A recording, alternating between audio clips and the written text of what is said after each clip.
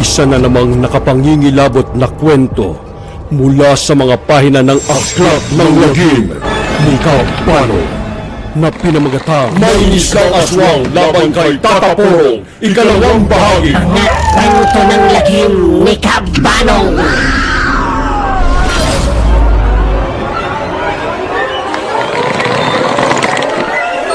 Ang nakaraan. Lumabas ka dyan! Kung sino ka man! Harapin mo ako! Huwag kang magtago dyan sa likod ng punong yan!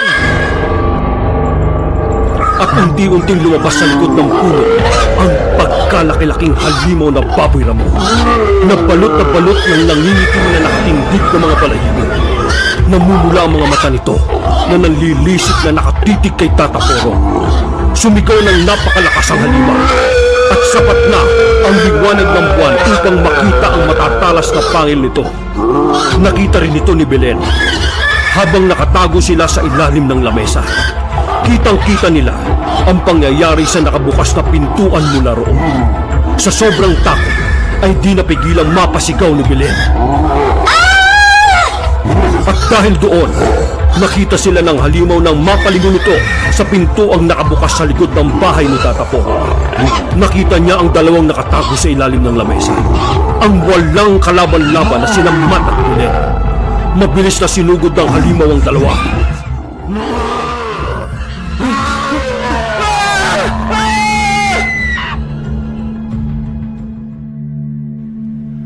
Magandang araw sa inyong lahat.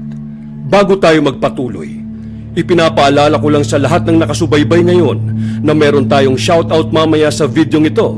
Sa lahat ng mga bagong subscribers at mga bagong nag-join sa ating ganap na kasangga ni Kabanong Community Group ay isa-shoutout natin ang kanilang mga pangalan.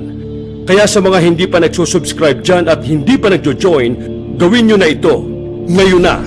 Dahil may kasabihan tayo na kung sino man na magsusubscribe at magjo-join ngayon ay makakatanggap ng napakagandang pagpapala at sa mga hindi nag-i-skip ng ads ay lalo rin kayong papalarin. At ngayon, sa ating pagpapatuloy, agad na tumayo si Matt at inihagis ang lamesa papunta sa pintuan. Bumagsak ito at humarang sa pintuan. Napahinto ang aswang dahil dito. Naamoy rin niya ang nakakalat na bawang at asin sa may pintuan. Yung pagtigil panandalian ng aswang na yon ang nakuhang tiyempo ni Tataporong upang ihagis ang kanyang itak sa likod ng aswang. Diretsong tumarak ang itak sa puso ng halimaw. Bagsak ang dambuhalang halimaw sa lupa. Matt! Belen! Ayos lang kayo?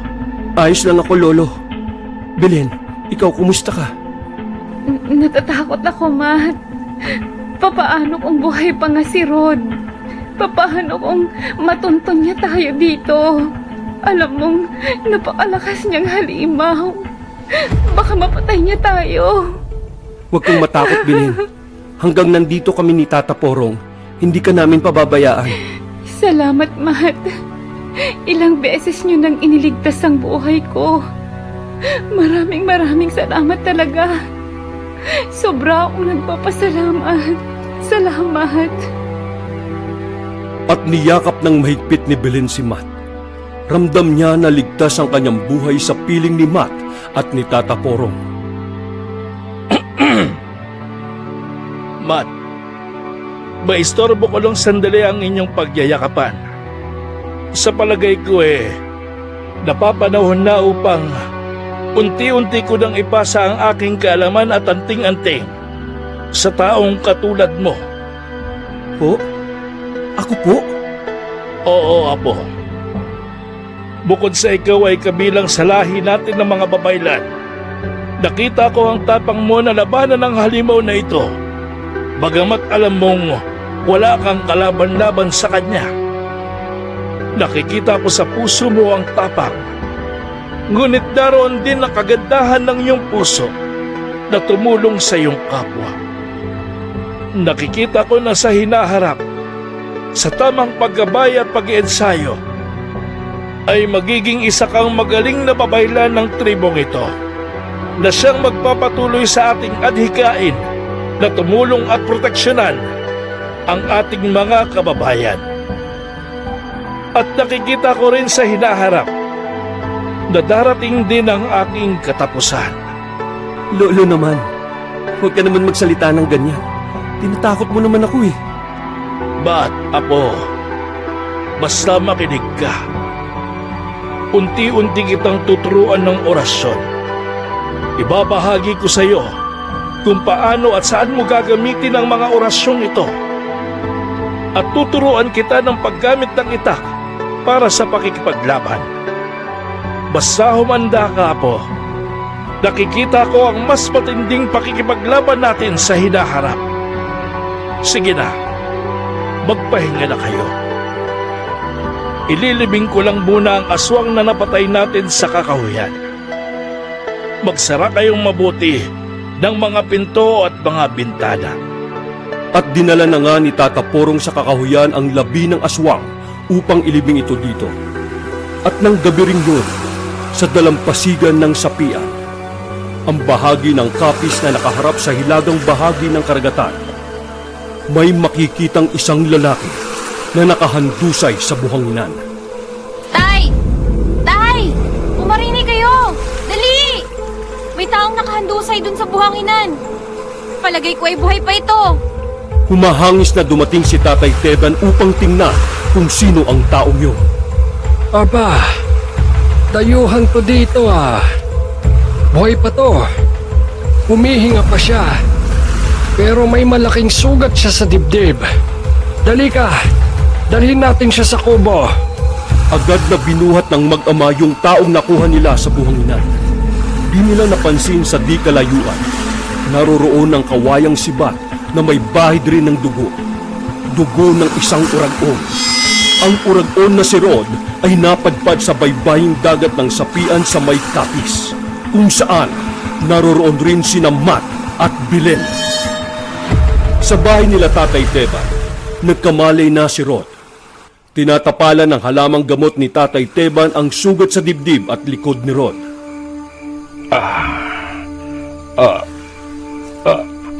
Aray!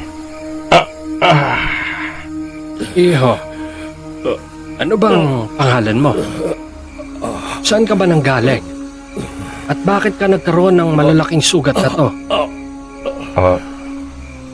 Ang naaalala ko lang, lumubog yung sinasakyan namin barko. Nagtalo na ng lahat ng mga pasahero nito.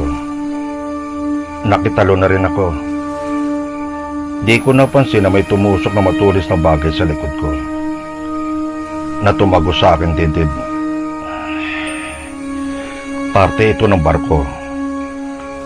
Nang lumakas ang alon, ay nahugot rin sa katawan ko. Bago ako nawala ng malay, ay nakakapit ako sa isang malaking tabla na kahoy na lumutang-lutang. Pagkatapos nun, di ko na alam ang mga sumunod na pangyayari. Ganun ba? Parang wala naman kaming nabalita ang lumubog na barko. Ay nako, napakahirap na nandito kami sa liblib na lugar ng aming baryo. Di na kami inaabot ng mga balitang yan. Abay, maswerte ka at nabuhay ka sa kabila ng tinamumong sugat. Pero sa tingin ko naman ay makakatulong yung halamang gamot na tinapal ko sa sugat mo. Mabuti pa kumain ka na muna. Teka. Sonia! Sonia! Nasaan na ba yung sabaw na pinainit ko sa'yo? Dalhin mo na nga dito, iha. Maya-maya pa ay pumasok na ng kwarto si Sonia. Dala-dala ang isang bangkok ng mainit na sabaw. Eto na po, Tay. Tinolang manok. Pasensya ka na at medyo kunti na lang yung natira sa ulam namin kanina. Manong... Rod na lang itawag mo sa akin. Pero wag mo naman akong tawagin Manong. Di pa naman ako ganun katanda eh. Ganun po ba, Manong? Rod pala. Baka gusto mo ng sausawan? Ipaghihiwa kita ng kalamansi at ilalagay ko sa patis. Huwag na. Hindi na, medyo nangangati ako pag nakakakain ako ng pagkain may kalamansi at patis. Kaya hindi na rin ako kumakain ng kalamansi. Ganon ba? Kakaibang sakit naman yan. Nangangati ka sa kalamansi. Oo nga ho eh. Sarap pa naman din sana ang sausawang patis at kalamansi. Oh, siya. Ubusin mo na yan at pagkatapos ay magpahinga ka na, ha? Lumabas na ng kwarto sina Tatay Teban at Sonia. Pero sumulya pa ng huling tingin si Sonia kay Rod at ginantihan naman ng ngiti ni Rod si Sonia. Pagkalabas ng dalawa, napaisip si Rod. Hinang-hina na siya. Hindi maaaring tinola lang ang kainin niya para bumalik ang kanyang dating lakas. Bilang uragon, kailangan niyang manggahasa ng babae at kumain ng lamang loob ng tao. Ngunit naisip niyang hindi niya gagalawin ang magamang ito. Ito ang makakatulong sa kanya na may matuluyan siya sa lugar na yon habang nagpapalakas siya upang muli niyang hanapin si Belen at si Matt. Kung nasaan ka man, Belen, hahanapin ko kayong dalawa ni Matt. Kung inagaw ka man sa akin ni Matt, babawiin kita sa kanya. At sisiguruhin ko sa pagkakataong ito, mapapasa akin ka na, Belen. At mapapatay ko na rin ang traidor kong kaibigan na si Matt.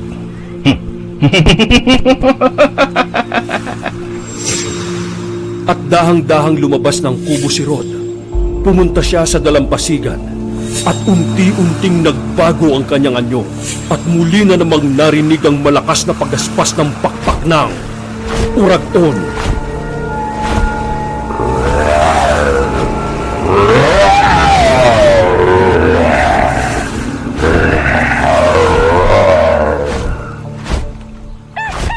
Kinabukasan, maaga pa lang, isang binatilyong kapitbahay ni Tatay Teban ang naghatid ng isang nakakatakot na balita. Tatay Teban! Tatay Teban! Nabalitaan niyo na ba? May natagpuan na namang isang babae sa palayan. Ginahasa to bago pinatay. Wakwak ang dibdib at halos subos ang lamang loob nito.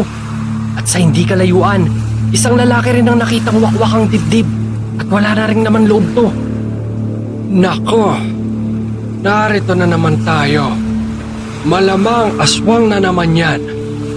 Nawala na yan dahil kay Tata Porong. Pero meron na namang naglakas ng loob na aswang. At dito na naman sa lugar natin naghasik ng lagim. Aswang? Totoo ba yung aswang na yan? At sino po yung tataporong na yan? Si Tata Porong ang tinagurian naming aswang buster dito sa Capiz. Lalo na dito sa baryo namin. Halos lahat ng mga aswang, maligno, masamang elemento, mga mambabarang, mangkukulam, o kahit na anong masamang nilalang na naghahasik ng lagim dito sa amin ay siya ang nakakalaban. Halos lahat ay natatalo ni Tata Porong. Mula nang dumating si Tata Porong ng mga dekada 60 dito sa amin, hanggang ngayon, dekada 70 ay nananatiling tahimik ang aming lugar. Napakalakas ng taglay niyang anting-anting at lalo na ang hawak niyang mahiwagang itak. Nagawa sa tanso at iba't ibang panlaban sa mga masasamang nilalang. Dagdag pa ang kanyang medalyon na nagbibigay sa kanya ng kakaibang lakas. Kaya halos lahat ng aswang dito sa amin ay nangawala. Hindi kasi ako naniniwala sa aswang eh. Pero kung totoo man yan, maswerte kayo. At may isang tataporong kayo dito na siyang lumalaban para sa inyo. Magaling namang gagamot rin si Tata Porong. Gusto mo, ipagamot natin ang sugat mo sa kanya? Hindi na ho. Maayos na ho itong sugat ko. Medyo malakas na ho ang pakiramdam ko. Ganun ba? Taga saan ka ba? Saan ka ba pupunta bago lumubog ang barkong sinasakyan mo? Wala na po akong pamilya. Ulila na akong lubos. Bumiyay sana ako para maghanap ng swerte sa Maynila. Pero ganun nga po ang nangyari. Ganun ba? Kung gusto mo, dumito ka muna. Pupunta ako ngayon sa Talipapa. Magbabagsak ako ng mga tahong, talaba at iba pang isda sa mga suki ko doon. Kung gusto mo, sumama ka para makita mo ang lugar namin. Ay sige ho, para matulungan ko rin kayo dyan sa mga kalakal ninyo. Oy, Sonia! Aalis muna kami ni Rod sandali. Pupunta kami sa Talipapa. Ikaw na muna ang bahala dito sa bahay, ha? Opo, Itay. Magluluto na rin ako ng pananghalian. Para pagdating nyo, ay makakain na rin kayo. At umalis na papuntang Talipapa sina Rod at Tatay Teban. Naisip ni Rod na tumulong-tulong na rin muna siya sa pangkabuhayan ni Tatay Teban para naman may silbi siya sa matanda kung sakaling magtagal siyang tumira doon sa kanila. Samantala, sa bahay ni Tata Porong, makikitang sinisimulan na niyang turuan si Matt ng paunti-unti na mga orasyon mula sa libretang pula. Medyo nahihirapan si Matt na magkabisa dahil sa Latin ang mga orasyon. Una niyang kinabisa ang mga orasyon na panlaban sa mga aswang dahil nga bilang paghahanda sa muli nilang paghaharap ni Rod. Lumipas ang panahon, nagsimula na rin mag-insayo si Matt. Tinuturuan si Matt ni Tata Porong ng tamang paghawak ng mahiwagang itak upang gamitin sa pakikipaglaban. Si Bilan naman ay pinagsisilbihan si Matt. Pagkatapos niyang mag-insayo, binibigyan niya ito ng tuwalya at bagong t-shirt upang palitan ang pinagpawisan ng damit ni Matt. Nung gabing yaon, matapos maghapunan ni Tata Porong, Matt at Belen, maagang nagpahinga ang tatlo. Matt, maraming salamat talaga sa lahat ng ginawa mo sa akin. Utang ko sa iyo ang buhay ko. Makailang beses mo na akong iniligtas sa mga aswang na yan. Una, kay Rod na isang oragon. At nung unang araw natin dito kay Tata Porong, ay niligtas niyo rin ako ni Tata Porong sa aswang na malababoy ramo. Wala yon, Belen.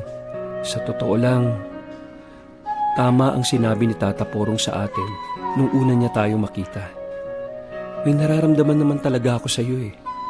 At alam kong ganun ka rin naman sa akin. Mahal kita, Belen. Nung una pa lang kitang makita, ay may naramdaman na ako sa iyo. Kaya naman, ibinubuwis ko ang buhay ko para sa iyo. Ganon rin naman ako sa iyo, Matt. At ito ang sinasabi ko nga kay Rod noon, na kung magmamahal ako, gusto ko ay may mararamdaman akong kakaiba sa taong yun.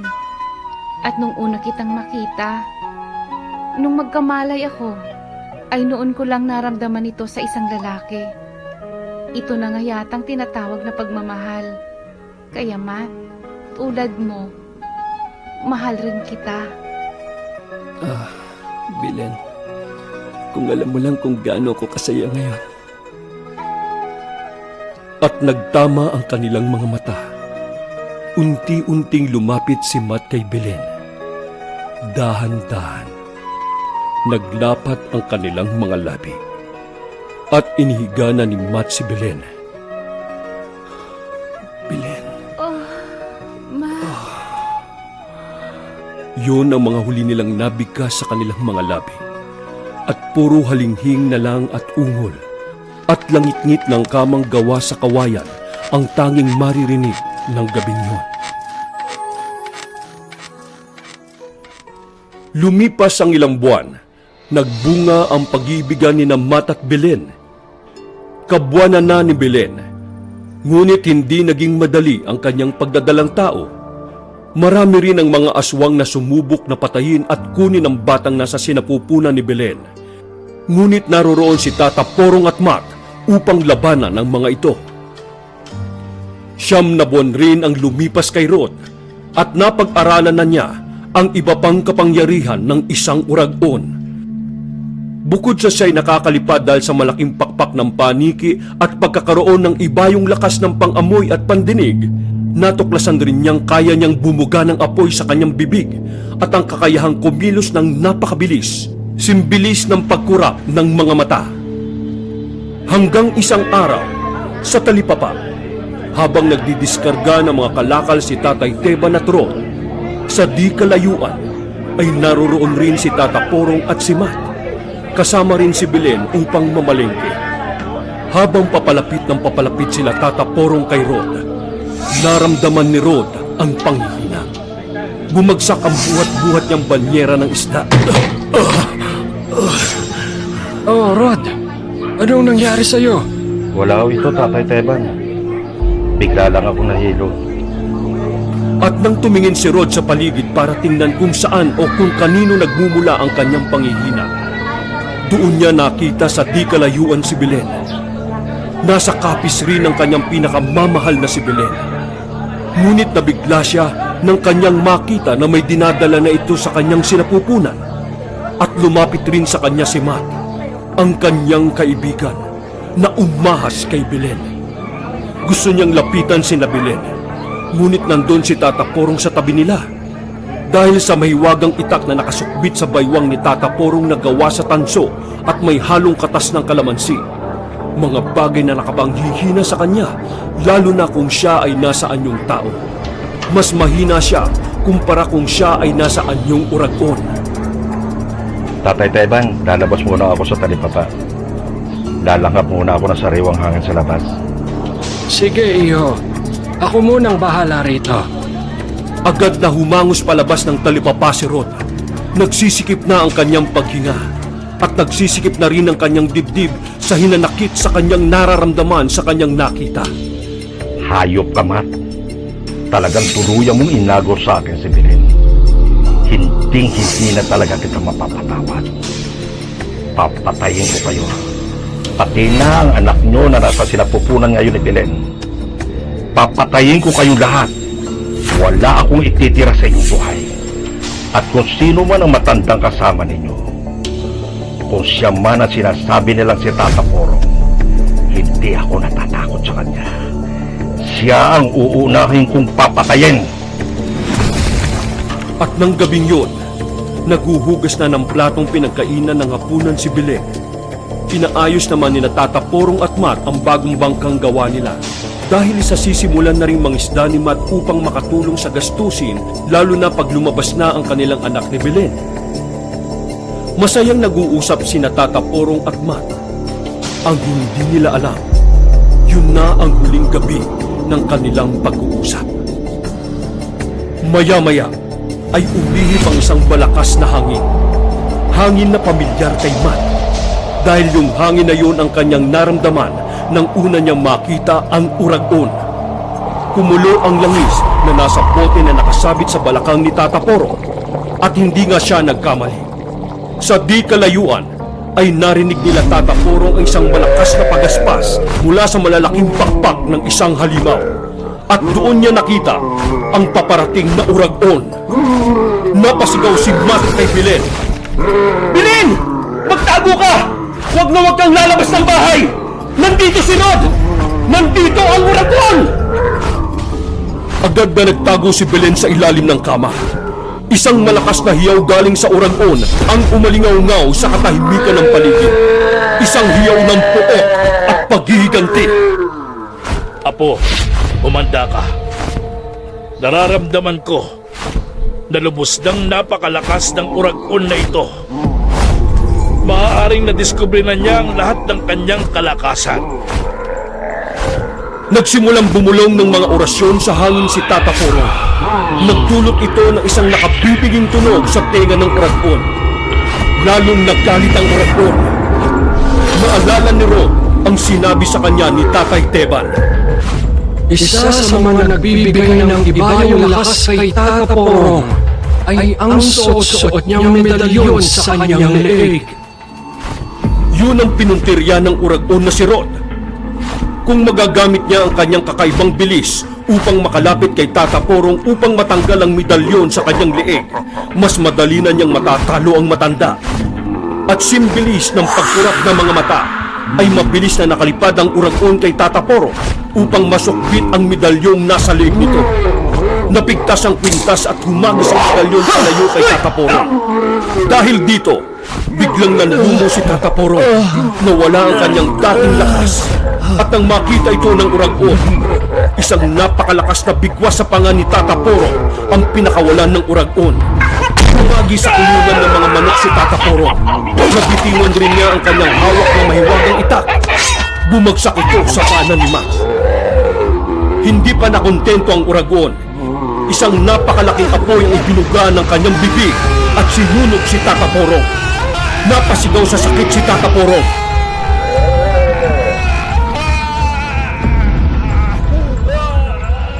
Agad na pinulot ni Matt ang mahiwagang itak at inihagis ito sa uragon. Wag! Itigil mo yan, Rod! At nadaplisan sa leeg ang uragon na si Matt dahil sa tanso at katas ng kalamansi na nasa mahiwagang itak. Nang hina kaagad ang uragon at dali-dali itong lumipad papalayo. Hindi ba tayo tapos, Mac? Babalik ako! Babalik ako upang kayong dalawa naman ni Belen ang papatayin ko! Babalik ako! Agad na kumuha ng kumot si Matt upang balutin si Tata Porong nito at para mapatay ang apoy na bumabalot sa kanyang katawan. At nang mapatay na ang apoy, Tata Porong! Tata Porong! Magsalita kayo! Matt, Apo, Tata Porong! sa palagay ko, natagpuan ko na ang katapat ko. Hindi. Nakita ko nang darating ang mga sandaling ito. At alam kong hindi ako ang makakatalo ngayon sa uragon na yan. Kundi ikaw, Apo. Hindi po. Ikaw ang nakikita kong posibleng makatalo sa uragon. Ngunit, maaari ka rin niyang matalo. Kaya pakiusap. Pag-aralan mong mabuti ang lahat ng orasyon sa libretang pula. Opo. At mag-ensayo ka pa sa paggamit ng mahiwagang itak. Opo. Sa iyo nakasalalay ang kaligtasan ninyo. Opo, Tata Porong. At ang kaligtasan ng baryo natin ito laban sa masasamang nilalang. At higit sa lahat, laban sa uragon. Hindi, Tata Porong. Hindi ka maaaring mamatay. Tayo ang lalaban sa uragon. Hindi ko kaya ito nang wala ka. Tata Porong! Tata Porong!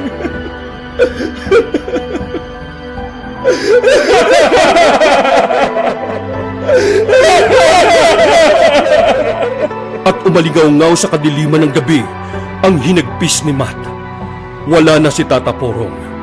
Kakayanin kaya niyang mag-isa na labanan ang mas lumakas na uragon? Sundan ang ikatlong bahagi ng ating kwento. Kaya sa mga hindi pa nagsusubscribe dyan, mag-subscribe na para ma-notify kayo kaagad sa aking susunod na pag-upload ng ikatlong bahagi ng ating kwento. At pindutin nyo na rin ang join button upang maging ganap na kayong kasangga ni Kabanong at masuportahan nyo naman ang paggawa niya ng ganitong klase ng mga kwento para sa inyo. Bago tayo magtapos, shoutout muna tayo sa mga bago nating mga subscribers at special shoutout na rin sa ganap na kasangga ni Kabanong community members. Shoutout kina Elena Athena Cristina Luzon, Lingon sa Kabilang Dimensyon, Binibining Imahinasyon, Main Cardosa Saneo, Raymar J. Ramos, Malditang Amazona, Frey Malyari, Doha Doha, Manulat Horror Stories, Ralph Miliano from the island of Guam, USA. At salamat sa pagbisita ni na Boss Barry Barrera at Sir Jupiter ng Takip Siling. Binabati ko rin ang ganap na kasangga ni Kabanong na sina Monica Nocel Urbano at Shasha Sudario. Special thanks kina Bernie Malihana ng Bunganga ng Lagim, ni Sharla Hart ng Ang Tingera, Bong Caballero ng Kaba Horror Podcast, Imogen at Bobot Matsale.